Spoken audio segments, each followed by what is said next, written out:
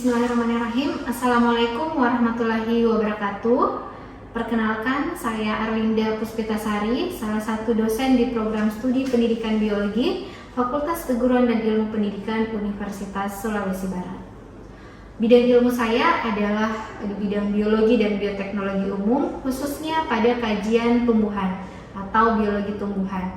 Sehingga dalam keseharian saya sebagai dosen, saya diberi kepercayaan untuk mengampu mata kuliah mengenai tumbuhan, seperti mata kuliah sistematika tumbuhan, struktur dan perkembangan tumbuhan, ekologi tumbuhan, fisiologi tumbuhan, dan mata kuliah lainnya yang berkaitan dengan tumbuhan. Pada kesempatan kali ini, saya akan menunjukkan video aktivitas mengajar saya pada mata kuliah fisiologi tumbuhan.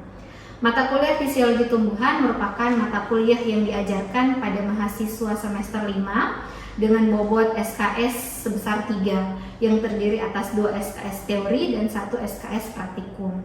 Mata kuliah ini merupakan mata kuliah yang mengajarkan mahasiswa mengenai proses-proses fisiologi yang terjadi pada tumbuhan, baik yang berkaitan dengan pertumbuhan dan perkembangannya, kaitannya sel dengan lingkungan, kaitannya bagian-bagian tumbuhan dengan lingkungan, dan proses-proses fisiologi lainnya seperti proses fotosintesis, proses respirasi, proses produksi metabolit sekunder, dan lain sebagainya.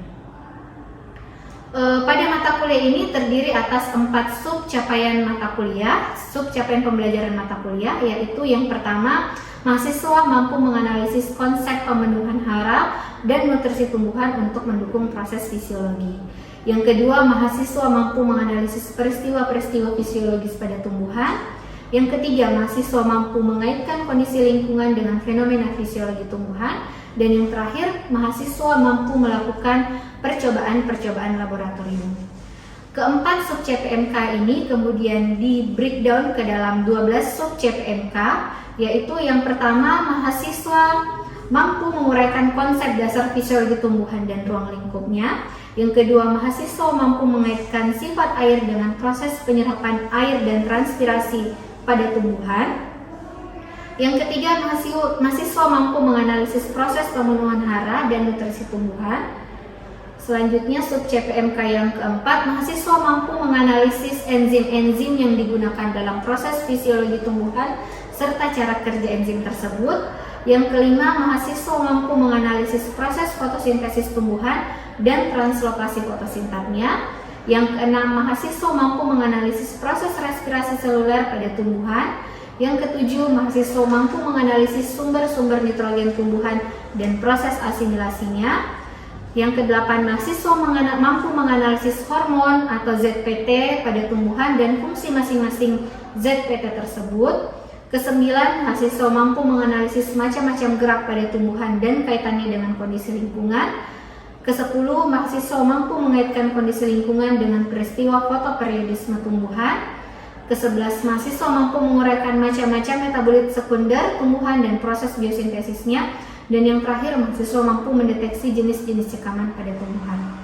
Ke-12 sub CPMK tersebut akan diajarkan pada beberapa kategori materi yang akan kita ajarkan dalam 16 pertemuan, 14 pertemuan teori dan 1 pertemuan UTS dan 1 pertemuan UAS.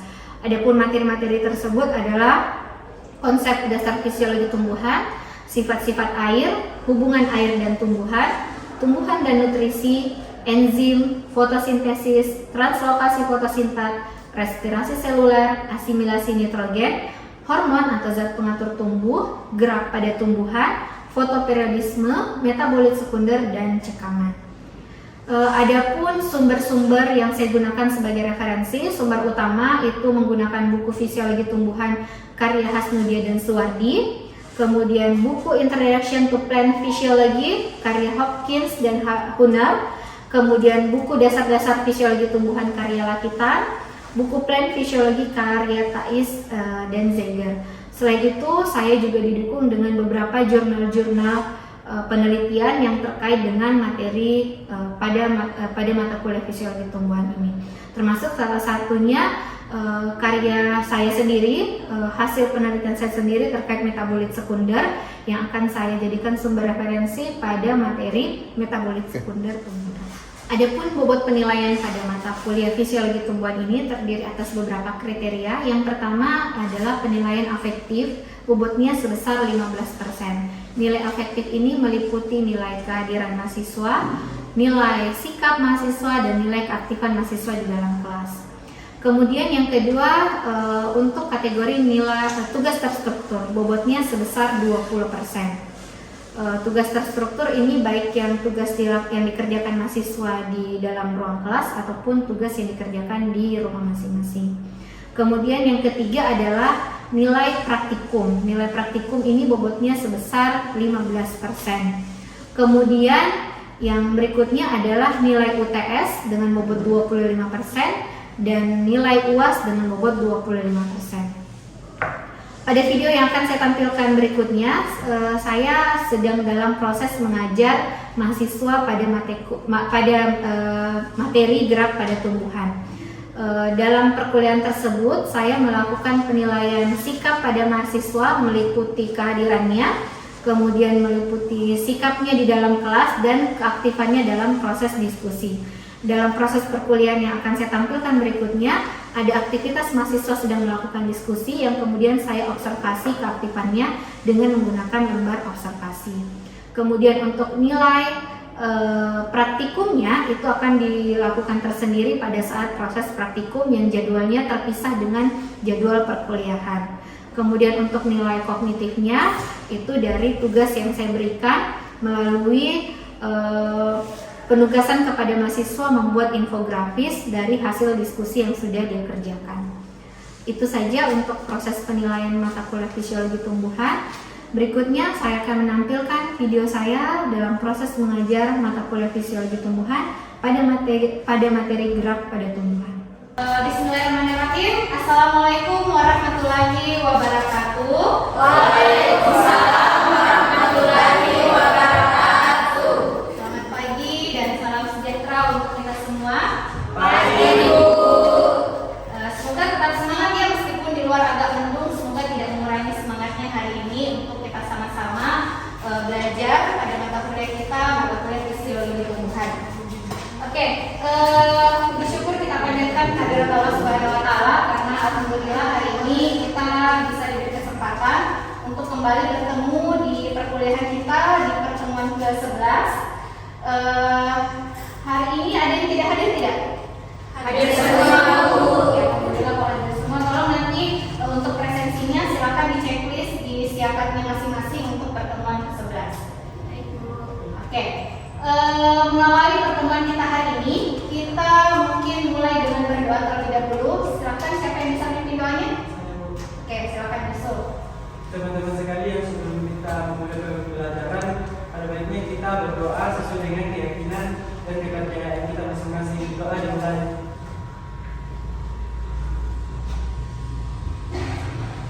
Doa selesai. Baik, terima kasih Yusuf ya sudah memimpin doanya hari ini. Oke, adik-adik sekalian, sebelum kita masuk ke materi hari ini, kita review dulu ya, kita referensi dulu materi yang sudah kita bahas di pekan sebelumnya. Ada yang masih ingat pekan lalu kita membahas materi tentang apa? Saya Bu. Oke, Rahma? Jadi pembahasan materi minggu lalu itu mengenai ZPT atau zat pengatur tumbuh atau hormon. Oke, betul ya. Jadi minggu lalu kita membahas mengenai ZPT atau mungkin kita kenalnya dengan hormon atau fitohormon. Ada yang bisa jelaskan atau ada yang masih ingat apa itu fitohormon atau ZPT? Saya Bu. Oke, Rahma, Siti Rahma. Baik, ZPT itu senyawa organik alami yang memodifikasi pertumbuhan dan perkembangan pada tanaman. Oke, betul sekali. Apa saja jenis-jenis hormon yang ada pada tumbuhan? Saya Bu. Oke. Jadi salah satu jenis-jenisnya itu ada sitokinin, aksin, dan giberellin. Oke, betul sekali. Masih ingat semuanya kita beri kelas untuk teman-teman. Sekarang yang lain juga masih ingat ya materi pekan lalu. Nah, untuk materi pertemuan hari ini masih ada kaitannya ya dengan materi pekan lalu. Jadi pada tumbuhan sama halnya dengan hewan juga juga memiliki yang namanya sistem koordinasi. Ya, bedanya kalau pada hewan mungkin sistem koordinasinya itu lebih jelas dengan menggunakan saraf. Ya, nah kalau pada tumbuhan sistem koordinasi itu berlangsung dengan menggunakan hormon yang diproduksi oleh tumbuhan itu sendiri. Makanya disebut Nah, materi kita hari ini juga masih berkaitan dengan sistem koordinasi tadi. Cuman bedanya, materi yang akan kita bahas hari ini berkaitan dengan respon yang diberikan oleh tumbuhan akibat adanya rangsangan atau stimulus atau perubahan yang terjadi pada tumbuhan. Nah, sebelum kita masuk ke materi, Ibu akan tampilkan dulu video singkat. Kita simak sama-sama videonya ya. Kemudian Ibu harap ada yang bisa memberikan komentar.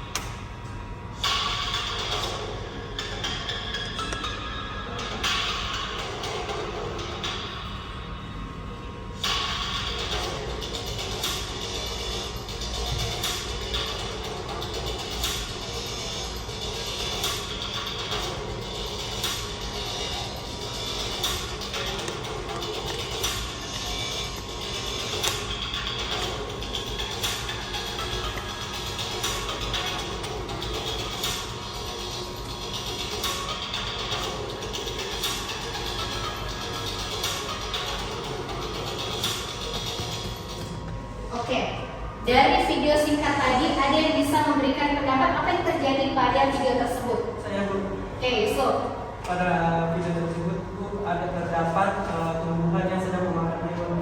nah, ada tumbuhan yang sedang memakan hewan. Kenapa tumbuhan tadi bisa memakan hewan tersebut? Karena adanya stimulus, Bu. Ada stimulus, ada rangsangan yang membuat tumbuhan tersebut bergerak. Jadi kalau itu tanya, tumbuhan itu bergerak atau tidak? Bergerak. Nah, gerakan pada tumbuhan itulah yang akan kita bahas pada materi kita kali ini. Kita mau lihat sebenarnya tumbuhan itu memang bergerak atau tidak sih? Kalaupun dia bergerak, apa yang menyebabkan tumbuhan bergerak? Ya, oke. Nah, jadi untuk materi kita hari ini, sub capaian mata kuliah, capaian pembelajaran mata kuliahnya itu mahasiswa mampu menganalisis macam-macam gerak pada tumbuhan dan kaitannya dengan kondisi lingkungan. Kemudian indikator pembelajarannya yang pertama ketepatan menjelaskan konsep gerak pada tumbuhan, yang kedua ketepatan menjelaskan penyebab gerakan pada tumbuhan, yang ketiga ketepatan menganalisis macam-macam gerak pada tumbuhan, kemudian ketepatan mengaitkan kondisi lingkungan dengan gerak tumbuhan, dan yang terakhir ketepatan dalam mendemonstrasikan pengamatan gerak pada tumbuhan. Ibu tanyakan di awal ya, apakah tumbuhan bergerak? Bergerak. Bagaimana tumbuhan bisa bergerak? Karena adanya stimulus. Nah, karena adanya stimulus atau ada rangsangan. Makanya tadi disampaikan di awal bahwa gerakan pada tumbuhan ini masih bagian dari koordinasi, sistem koordinasi yang terjadi pada tumbuhan. Karena stimulus yang atau respon yang ditimbulkan oleh tumbuhan akibat adanya rangsangan tadi itu tidak serta-merta begitu saja, tapi ada koordinasi yang terjadi antara satu bagian tumbuhan dengan bagian yang lainnya sehingga tumbuhan tersebut bisa menimbulkan respon. Nah, kemudian apa yang dimaksud dengan gerak pada tumbuhan? Apa saja gerak pada tumbuhan? Nah, itu akan kita pelajari pada pertemuan hari ini. Kalau kalian melihat secara singkat tadi dan berdasarkan penjelasan awal Ibu, tentu kalian juga sudah download ya materi ini di e-learning ya. Ada yang bisa memberikan komentar sebenarnya gerak pada tumbuhan itu apa? Kalau menurut saya, Bu, gerakan pada tumbuhan itu merupakan resapan terhadap rangsangan atau stimulus. Karena stimulusnya ini bisa berasal dari luar tumbuhan itu sendiri maupun dari dalam tumbuhan itu sendiri. Perbedaannya itu untuk gerakan seperti pada umumnya dan gerakan pada tumbuhan itu lebih lambat dan tidak terlihat begitu jelas karena gerakannya melambat. Bagus sekali, kita beri aplaus. Jadi gerak pada tumbuhan itu adalah respon yang ditimbulkan oleh tumbuhan akibat adanya rangsangan tadi. Kalau secara sederhana kita bisa artikan gerak tumbuhan itu adalah perubahan posisi atau perpindahan yang terjadi pada tumbuhan akibat adanya rangsangan atau stimulus. Tapi seperti yang disampaikan tadi temannya, beda dengan gerakan pada hewan atau pada manusia. Kalau gerakan pada hewan atau manusia bisa dengan mudah kita amati. Kalau pada gerakan tumbuhan kadang kita tidak bisa mengamatinya secara kasat mata ya. Perlu pengamatan misalnya gerakan klorofil di dalam sitoplasma, itu kan kita butuh pengamatan melalui mikroskop ya. Atau mungkin gerakan-gerakan tumbuhan yang hanya terjadi pada malam hari, atau gerakan yang akibat akibat adanya rangsangan-rangsangan tertentu saja. Nah, tentu itu agak berbeda pengamatannya dengan gerakan yang terjadi pada makhluk hidup lainnya selain tumbuhan. Nah, bisa Ibu gambarkan dalam sebuah bagan seperti ini bahwa gerak tumbuhan itu dibedakan dari penyebab timbulnya gerak dan arah rangsangannya atau sumber rangsangannya ya.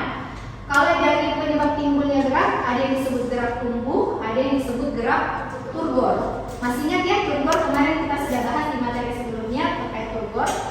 Kemudian kalau dari sumber rangsangannya, gerak tumbuhan itu bisa disebabkan oleh rangsangan yang dari dalam tubuh tumbuhan itu sendiri, ada juga rangsangan dari luar. Dari dalam tubuh tumbuhan itu sendiri disebut sebagai gerakan etionom, sedangkan dari luar, sedangkan dari dalam itu disebut gerakan endonom. Nah, tadi ada disebutkan gerak tumbuhan yang disebabkan oleh penyebab timbulnya gerak. Ada yang disebut gerak tumbuh dan ada yang disebut gerak turgor. Nah, gerak tumbuh adalah gerak atau perubahan posisi tumbuhan akibat dia mengalami pertumbuhan. Misalnya kalau awalnya dia tingginya sekitar mungkin 1 meter, ketika dia mengalami pertumbuhan, dia kan pasti mengalami perubahan posisi. Nah, perubahan posisi tersebut disebabkan oleh gerak yang ditimbulkan akibat pertumbuhannya. Kemudian ada juga gerak yang disebabkan oleh perubahan turgor, ya. Nah, perubahan turgor ini sebenarnya juga sebagian besar mempengaruhi proses pergerakan tumbuhan. Jadi baik itu gerakan yang disebabkan oleh rangsangan, sebenarnya itu adalah terjadi karena terjadi perubahan turgor yang terjadi pada tumbuhan. Jadi ada posisi turgor yang berbeda antara satu sel dengan sel yang lain sehingga terjadi pergerakan pada tumbuhan. Nah, cuman kalau yang turgor ini dia dipengaruhi oleh rangsangan. Ya, kalau yang gerak tumbuh ini dia dipengaruhi memang oleh karena masa pertumbuhannya. Nah, kemudian gerakan tumbuhan yang disebabkan oleh sumber rangsangannya tadi sudah disebutkan, ada gerak etionom dan gerak endonom. Gerak etionom itu adalah gerak yang sumber rangsangannya itu dari luar ya, atau dari lingkungan tumbuhan dari luar. Sedangkan gerak endonom itu adalah gerak yang sumber rangsangannya berasal dari dalam tubuh tumbuhan itu sendiri. Nah, gerak etionom ini ada 3 macam ya, ada yang disebut gerak tropisme, gerak taksis, dan gerak nastis. Nah, Ibu akan bagi kalian ke dalam 3 kelompok ya. Setiap kelompok silakan mendiskusikan masing-masing dari ketiga gerakan ini ya yang dipengaruhi oleh rangsangan dari luar. Jadi kelompok 1 silakan mendiskusikan apa itu gerak tropisme dan apa saja macam-macam gerak tropisme. Kemudian kelompok 2 silakan mendiskusikan apa itu gerak taksis dan apa saja jenis-jenisnya. Dan kelompok 3 tentang gerak nastis ya. Jelas? Jelas. Oke. Sebelum kita mungkin masuk ke dalam diskusi kelompok, ada yang ingin ditanyakan terlebih dahulu? Saya Bu. Oke, silakan. Baik, terima kasih. Jadi pertanyaan saya itu apakah daun yang gugur dari tangkainya itu juga termasuk gerak pada tumbuhan itu? Gerak daun yang gugur ya? Oke, bagus sekali pertanyaannya. Daun yang gugur itu kira-kira gerak merupakan gerak pada tumbuhan juga atau tidak? Kalau menurut kalian gerak pada tumbuhan juga atau tidak?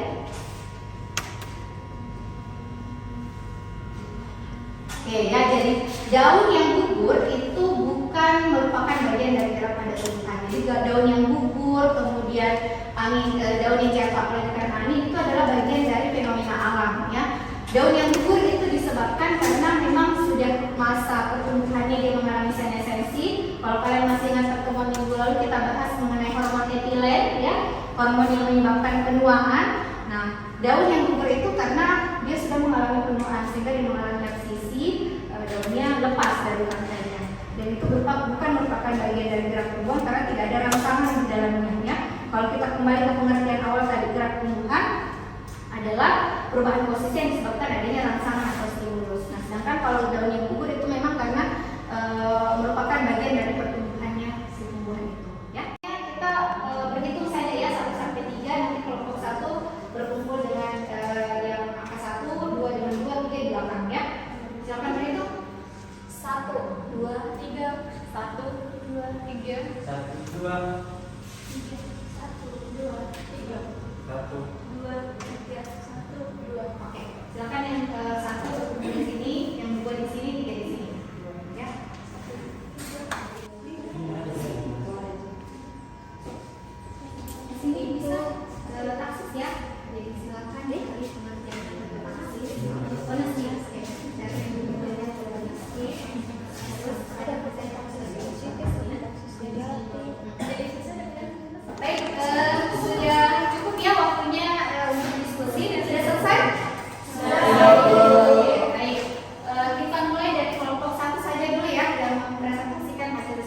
Silakan kelompok 1. Assalamualaikum warahmatullahi wabarakatuh. Waalaikumsalam warahmatullahi wabarakatuh. Perkenalkan, nama saya Surahmi, perwakilan dari kelompok 1. Di sini saya akan menjelaskan hasil diskusi dari kelompok kami, yaitu mengenai gerak tropisme. Jadi tropisme merupakan gerak tumbuhan atau bagian tumbuhan yang dipengaruhi oleh rangsangan. Adapun jenis-jenisnya ada 5. Yang pertama yaitu fototropisme, yaitu karena rangsangan cahaya. Kemudian geotropisme karena rangsangan yang berupa gaya tarik bumi. Kemudian tikmotropisme, yaitu karena rangsangan dari sumber air. Kemudian yang keempat hidrotropisme, yaitu karena persinggungan. Kemudian kemotropisme, yaitu karena zat kimia. Sekian dari kelompok kami. Assalamualaikum warahmatullahi wabarakatuh.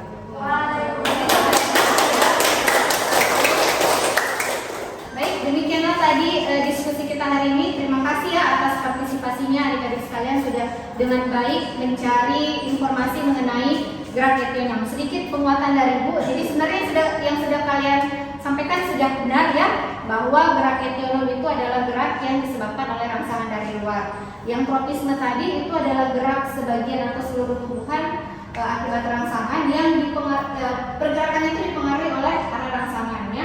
Makanya ada yang disebut positif, fototropisme positif dan negatif. Kemudian gerakan yang berikutnya, jadi ada macam-macamnya, tadi sudah disebutkan juga, ada fototropisme, geotropisme dan sebagainya. Kemudian ada gerakan nasti. Gerakan nasti itu gerakan sebagian atau seluruh bagian tubuh tumbuhan juga, tapi dia bedanya pergerakannya tidak dipengaruhi oleh arah rangsangan ya. Ada beberapa macam juga rangsangan stimulus yang mempengaruhi, baik itu berupa cahaya, berupa suhu, sentuhan dan lain sebagainya. Kemudian yang terakhir tadi juga dibahas oleh kelompok 2 ya, tadi taksis ya.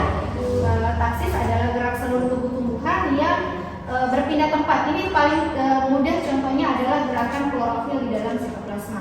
Nah ini nanti akan kalian amati pada saat praktikum. Jadi ya nanti praktikumnya, salah satu aktivitas yang kalian akan lakukan dalam praktikum adalah mengamati pergerakan gerakan klorofil yang ada di dalam sitoplasma. Nah untuk yang sudah kalian kerjakan hari ini, nanti silakan buat dalam bentuk rapi ya. Ini tadi dicatat kasar saja, dibuat dalam bentuk rapi dalam infografis yang kemudian kalian kumpulkan ke e-learning masing-masing ya. Jelas ya? Jelas ya. Oke, baik. Menutup pertemuan kita hari ini, ada yang bisa memberikan kesimpulan? Saya Bu. Oke, silakan Yusuf. Bu, jadi kesimpulan pada materi pada hari ini yaitu gerak pada tumbuhan dipengaruhi oleh rangsangan baik dari luar maupun dari dalam tubuh tumbuhan, dan gerak tumbuhan dapat berupa gerak tropisme, gerak taksis dan gerak nastis. Bu, terima kasih. Oke, baik, kita beri aplaus. Terima kasih adik-adik sekalian atas perhatiannya. Semoga apa yang kita pelajari hari ini memberi makna bagi kalian. Ingat, setelah ini nanti akan ada jadwal praktikum ya seperti biasa. Salah satunya adalah tadi mengamati proses gerakan pada tumbuhan, gerakan sitoplasmanya ya. Kemudian untuk pertemuan berikutnya mengenai metabolit sekunder, Ibu sudah upload juga di e-learning salah satu hasil penelitian Ibu mengenai metabolit sekunder pada makroalga ya. Dalam bentuk jurnal sudah Ibu upload di e-learning. Silakan kalian baca. Jadi melalui jurnal tersebut kalian silakan cari tahu sebenarnya metabolit sekunder itu apa ya, apa saja jenisnya dan apa kegunaannya. Nanti kita akan diskusikan di pertemuan minggu depan. Jelas ya? Jelas. Oke, baik. Kalau begitu Ibu tutup pertemuan hari ini dengan ucapan hamdalah. Wabillahi taufiq wal hidayah. Assalamualaikum warahmatullahi wabarakatuh. Waalaikumsalam warahmatullahi wabarakatuh.